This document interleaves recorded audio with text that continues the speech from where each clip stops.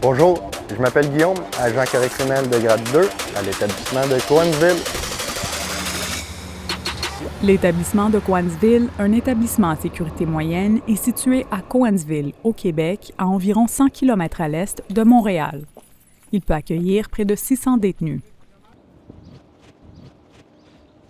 Aujourd'hui, nous suivons Guillaume Favreau pendant son quart de travail. Guillaume occupe le poste d'agent correctionnel depuis maintenant 12 ans. Il est aussi membre de l'équipe d'intervention d'urgence et coordonnateur régional des griefs pour la région du Québec.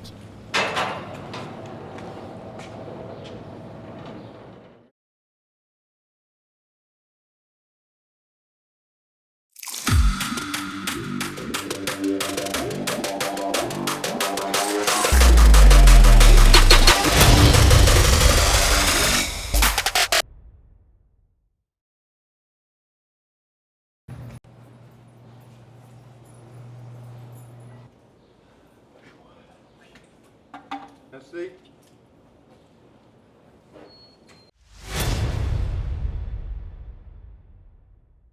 Le quart de travail commence par un briefage. Les agents rencontrent le gestionnaire correctionnel afin d'être mis au courant des événements récents et des choses à surveiller. Puis, lors d'une autre tournée, les agents du 9 également ont saisi un slasher dans la cellule 1. Et finalement, le samedi également, dans le pavillon 8, 1,5 litres de brou de trouvé dans la cellule. Dimanche, c'était RAS. Une fois le briefage terminé, Guillaume se prépare à commencer sa journée.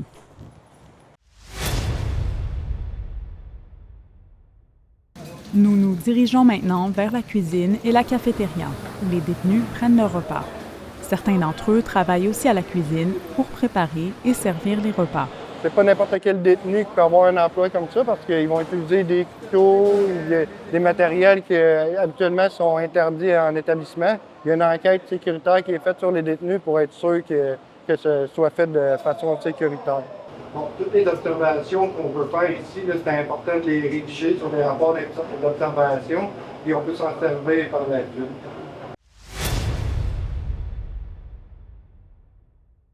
Guillaume nous amène faire un tour du périmètre dans un véhicule de patrouille.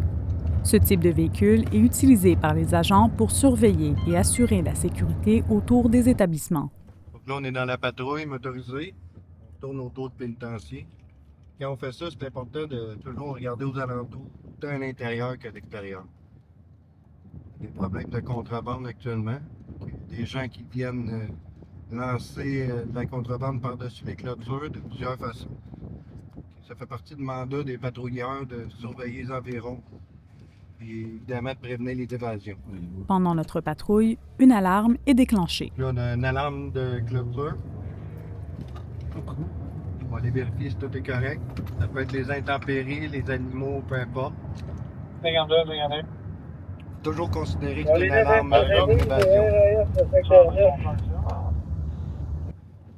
Nous, des fausses alarmes, ben, c'est normal, c'est correct, mais il faut toujours faire comme si c'était grave, puis aller vérifier. On va aller dans la tour, on va aller vous montrer ça.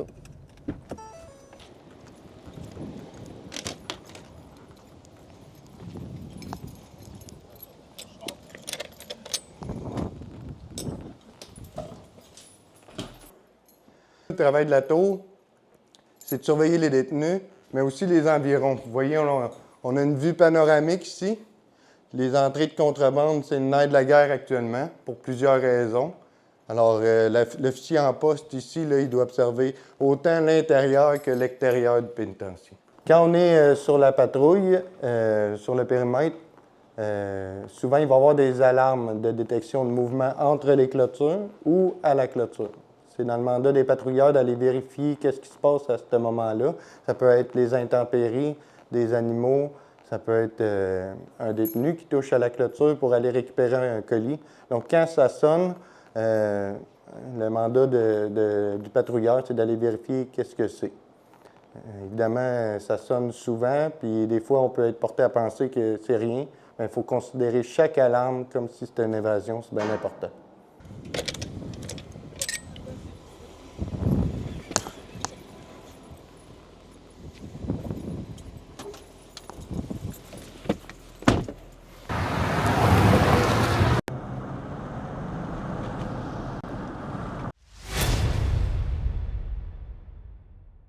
Le sens même de l'emploi d'agents correctionnels, c'est dans les pavillons. C'est de faire des patrouilles sécuritaires, faire des fouilles, tout ça. On va aller faire ça après le souper. C'est là qui est le gros du métier. C'est là qu'on est constamment en contact avec les détenus aussi. Fait que, c'est un petit peu là où ils passent la plupart de leur temps. Fait que, je pourrais dire que c'est là le plus difficile de l'emploi aussi.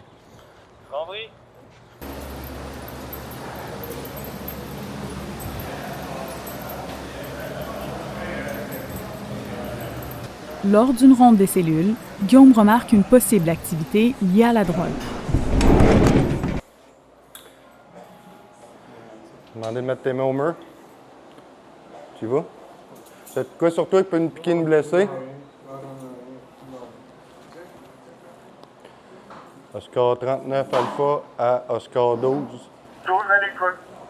Oui, monsieur, demande d'autorisation fouille de cellules, motif raisonnable de croire. Exactement. Le détenu, il manipulait de la drogue. Attendez, vous me rappelez avec la résolution. 39 Alpha, compris, terminé. Y a quelque chose là-dedans qui peut me piquer, me blesser? On va aller fouiller la cellule. Vous pouvez rentrer. Quand on est rentré, vous voyez, le détenu, ça brûle. Il se fait des mèches. Il y a du hache ici qui coupe avec ça. Vous voyez, c'est pas la première fois qu'il le fait. Il met une bête de hache là-dessus, il consomme sa drogue. Donc là, ce qu'on va faire, c'est qu'on va l'éteindre. On va procéder à la fouille de la cellule. On va saisir les éléments.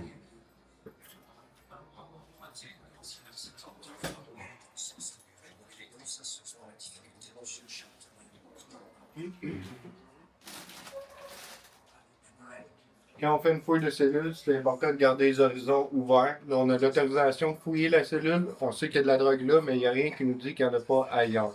Donc, le motif, là, c'est une porte d'entrée dans la cellule, mais on en profite pour faire une bonne fouille de la cellule pour être sûr qu'il n'y a rien là.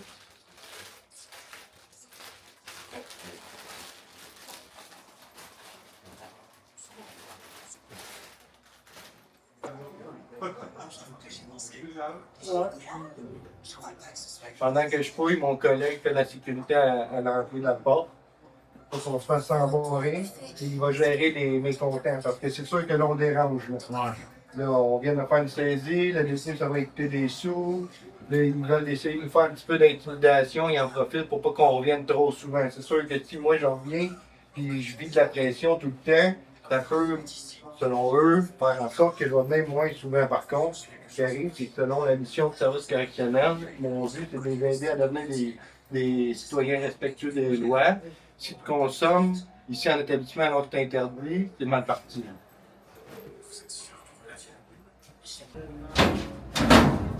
Ouais, madame, il rentre dans votre bloc, là, il fumait juste en avant.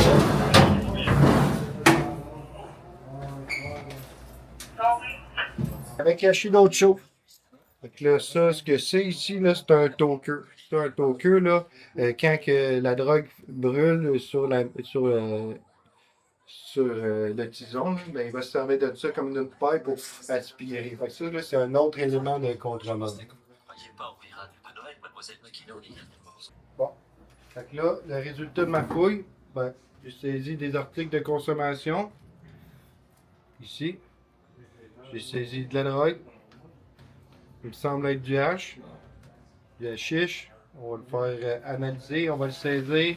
Envoyer tout ça aux agents de renseignement de sécurité qui, eux, vont analyser la substance.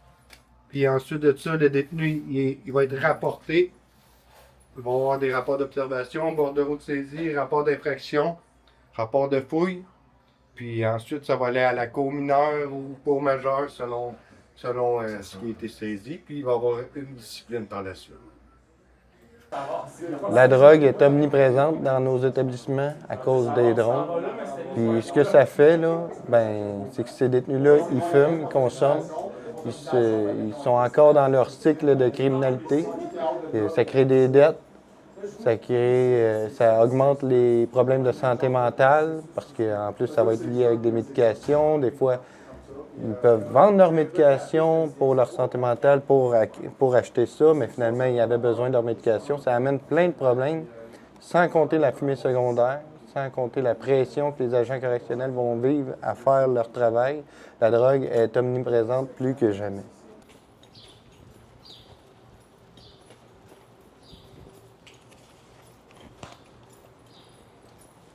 Donc, l'étape suivante, c'est d'aller porter les formulaires au gestionnaire correctionnel, qui lui va s'assurer de la conformité du tout.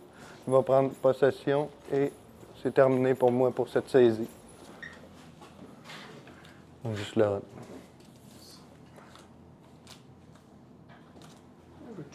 C'est bon?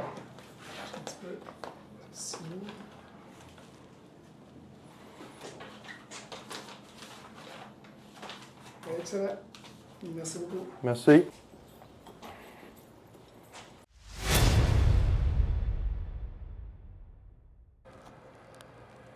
Oscar 39, Alpha au MCCP, vérification. MCCP compris. 5 et 35 par vous. Ce qu'on va faire, nous autres, c'est qu'on va isoler le secteur ici. OK, stop, s'il vous plaît. On va fermer ça Oui, ici. monsieur. Condo dans le corps 1. Aussitôt que vous allez entendre que le secteur est sécurisé. Fait que, vous pouvez me suivre, là, on va retourner les détenus dans le pavillon. On va vider ce secteur-ci pour pouvoir travailler de façon sécuritaire. Le drone il a été détecté, secteur activité. Tous les détenus qui sont là, ils vont être fouillés avant de sortir. Donc, ce qu'on fait, là, c'est qu'on s'affaire à retourner les détenus.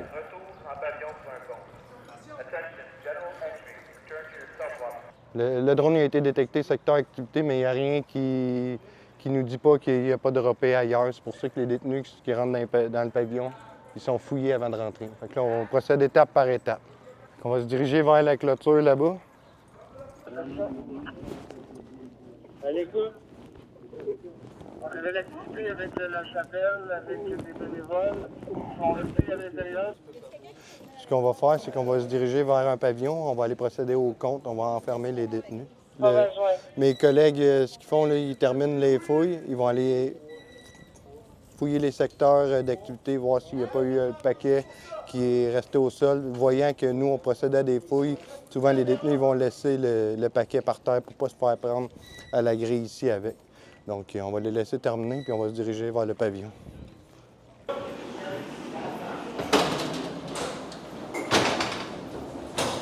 On ferme les pas!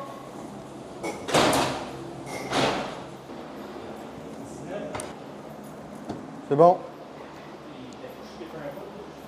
Bien, les incidents les plus mémorables, malheureusement, c'est un petit peu les plus catastrophiques.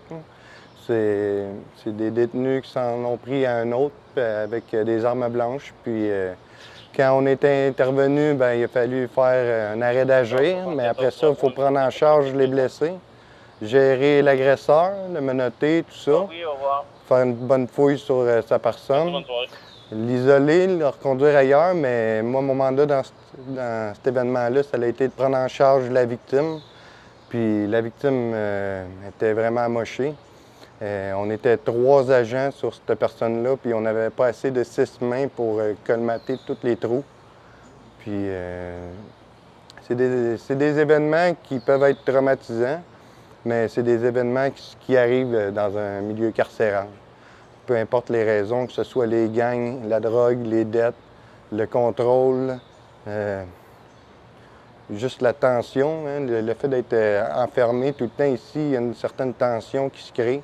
Fait que des fois, puis en plus de ça, on met dans le même paquet plein de gens qui ont une tendance criminelle, qui ont des problèmes sociaux au niveau de comment régler des conflits par la parole, tout ça. Eux autres, ils ont un autre code de vie, d'autres façons de faire que nous autres.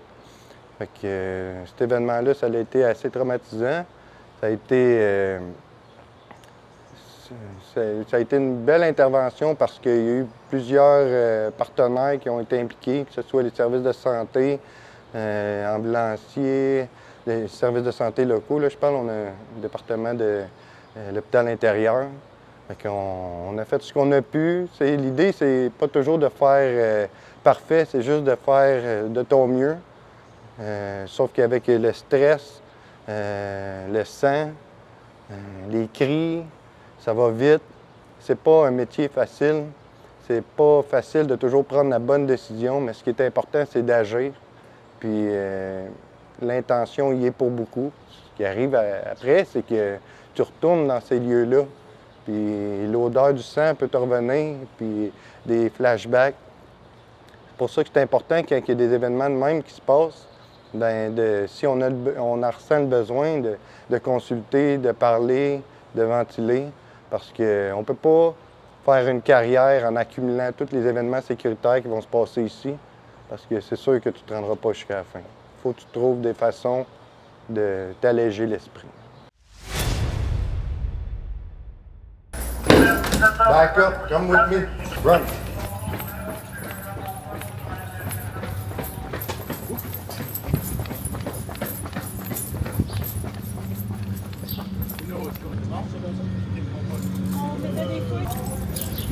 Là, les agents correctionnels sont allés intervenir dans un pavillon parce qu'il y a eu un code blanc, c'est une altercation entre deux détenus. Les détenus sont menottés, on va les isoler dans des cellules. Par la suite, les gestionnaires correctionnels vont faire la lumière sur la situation. Quand on fait ça, on va procéder probablement, suite à l'autorisation, à une fouille à nu des détenus. On va s'assurer que sur leur personne, ils n'ont pas d'armes. Ils vont probablement demander des fouilles dans le secteur pour être sûr, des fois, ils utilisent des armes pour faire leurs assauts. Ils les lancent après, ils vont visionner les caméras, faire des fouilles. Comme vous voyez ici, le secteur est isolé pour permettre de travailler sécuritairement.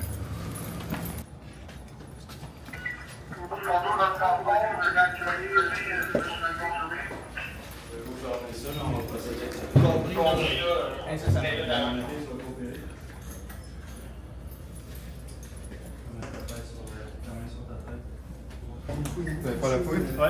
On va se tasser parce que là, les agents vont procéder à une fouille à nu. Fait qu'on va laisser l'intimité. Donc, suite à l'altercation, les agents correctionnels ils ont procédé à une fouille à nu sur le détenu. Puis, on peut voir ici là, qu'ils ont saisi une plug. C'est comme ça qu'on appelle ça dans le jargon. Donc, on peut voir selon l'emballage que ça semble être du tabac. Ça va être analysé par les agents de renseignement de sécurité. Encore une fois, ça, clairement, c'est le type de contrebande qui rentre via les drones. Donc, les conséquences de ces drones-là, là, comme vous voyez, il y a eu une altercation entre les détenus, qui aurait pu avoir des blessés. Probablement qu'il y en a un qui vont contracter des dettes par rapport à ça.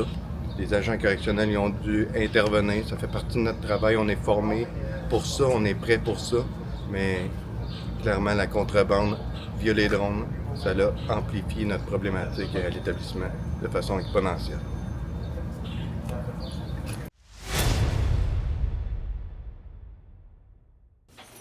Un véhicule de transport arrive avec des détenus qui purgeront leur peine ici. Les détenus suivent un plan correctionnel préparé pour eux qui comprend des traitements et des recommandations appuyant la réhabilitation. À l'étape de l'admission, les détenus sont enregistrés et reçoivent les vêtements standards de l'établissement ainsi que des articles essentiels de base. Ils se rendent ensuite dans la cellule qui leur a été attribuée pour purger leur peine. Mon plus grand défi avec les interactions avec les détenus, c'est qu'il ne faut pas rien prendre personnel. C'est l'uniforme, c'est le titre, puis c'est l'image qu'on projette. Donc, il faut être capable de faire la barrière entre notre travail et notre personne. Quand il y a un moment de tension avec les détenus, ce qui est important, c'est de garder son calme, prendre des bonnes respirations, puis s'appuyer sur nos collègues. C'est un travail d'équipe. Gardez pas tout ça sur vos épaules. Puis par la suite, quand vous avez eu une journée difficile, prenez le temps de discuter, d'en parler, de ventiler. Un bon truc pour aider un détenu à se désescalader émotionnellement, des fois, c'est de se mettre à sa place.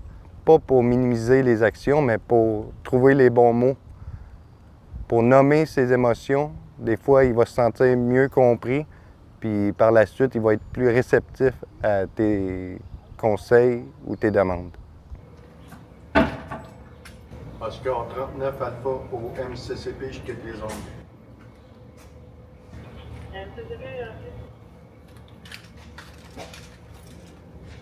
Merci. Bonne soirée. C'est pas un métier normal. Ce qu'on voit, ce qu'on vit, ce qu'on gère, c'est pas des événements qui sont normaux dans la société. Une carrière au service correctionnel, c'est un marathon, c'est pas un sprint. Puis on peut pas faire un marathon avec un lourd bagage émotionnel sur notre dos.